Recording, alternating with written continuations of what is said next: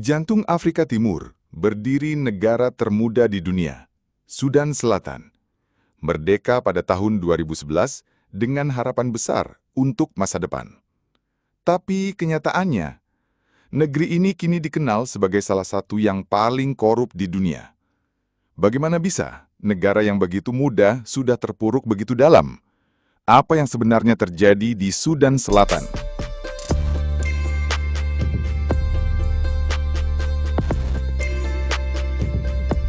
Selamat datang di video ini.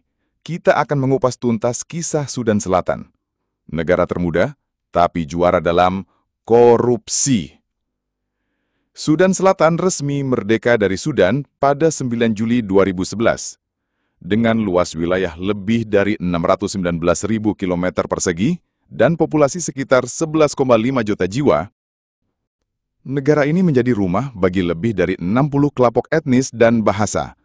Tapi, di balik keragaman itu, konflik, kemiskinan, dan korupsi masih jadi bayang-bayang gelap. Tahun 2024, Sudan Selatan menduduki peringkat paling buncit dalam Indeks Persepsi Korupsi Dunia. 180 dari 180 negara. Skornya hanya 8 dari 100. Ini artinya, hampir semua lini kehidupan, dari sektor minyak hingga bantuan kemanusiaan, sudah terkontaminasi korupsi. Lebih dari 60% penduduk berusia di bawah 25 tahun, tapi mereka tumbuh dalam negara yang belum mampu memberi masa depan yang layak.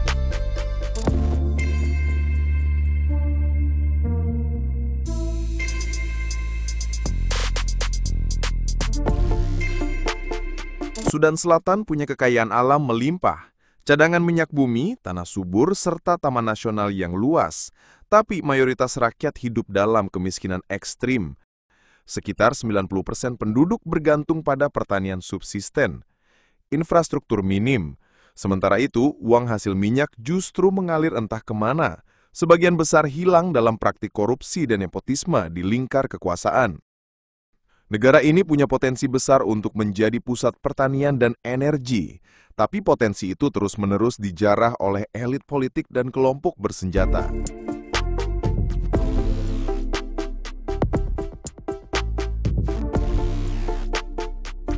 Sudan Selatan berada di kawasan strategis, di utara berbatasan dengan Sudan, di timur dengan Ethiopia, di selatan dengan Kenya dan Uganda, dan di barat dengan Republik Afrika Tengah. Secara geografis, negeri ini adalah harta karun alam, padang rumput, hutan hujan tropis, pegunungan dan sungai Nil putih yang ikonik. Salah satu fitur paling unik adalah Sud, rawa raksasa yang luasnya bisa mencapai 100.000 km persegi. Rumah bagi beragam flora dan fauna, tapi juga sulit dijangkau karena vegetasi terapungnya.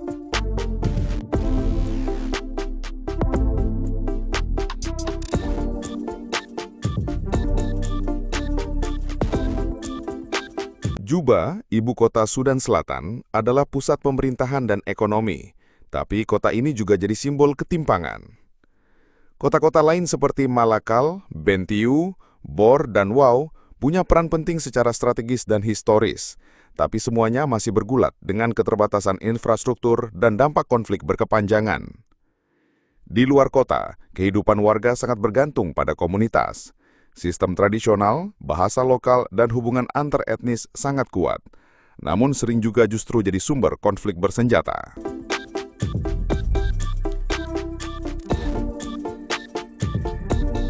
Sudan Selatan punya masyarakat yang sangat beragam. Kelompok etnis terbesar adalah Dinka, Nuer, dan Shilluk. Soal agama, sekitar 60% penduduk menganut Kristen, terutama Katolik dan Anglikan. Selain itu, banyak juga yang masih memegang teguh kepercayaan tradisional nenek moyang. Meskipun Sudan tetangganya di utara mayoritas Muslim, Sudan Selatan punya identitas religius yang berbeda, lebih plural dan bersifat lokal. Tapi keragaman ini juga kadang menjadi sumber gesekan jika tidak dikelola dengan bijak.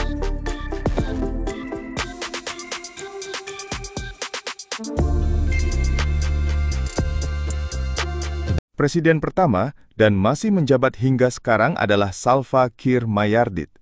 Ia naik menggantikan John Garang yang meninggal dalam kecelakaan pesawat pada 2005. Kepemimpinan Salva Kiir kerap dikritik karena korupsi, otoritarianisme, dan kegagalan meredam konflik internal. Sejak 2013, Sudan Selatan dilanda perang saudara antar kelompok yang setia kepada Kiir dan wakilnya, Riek Machar. Ribuan orang tewas, jutaan lainnya mengungsi. Hingga kini, perdamaian masih rapuh, dan kepercayaan rakyat terhadap pemerintah sangat rendah.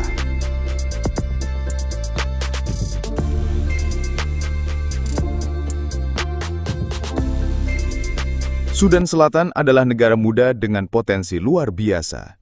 Tapi untuk mewujudkan itu, dibutuhkan reformasi besar-besaran terutama dalam pemerintahan dan distribusi kekayaan.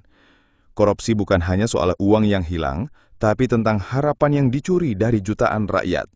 Tapi selama masih ada generasi muda yang peduli, selama masih ada suara yang menuntut keadilan, harapan itu belum mati. Dan mungkin suatu hari nanti, Sudan Selatan bisa bangkit, bukan hanya sebagai negara muda, tapi sebagai bangsa yang benar-benar merdeka.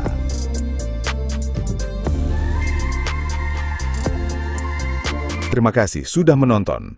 Jangan lupa like, komen, dan subscribe untuk konten mendalam lainnya tentang dunia internasional dan isu-isu global.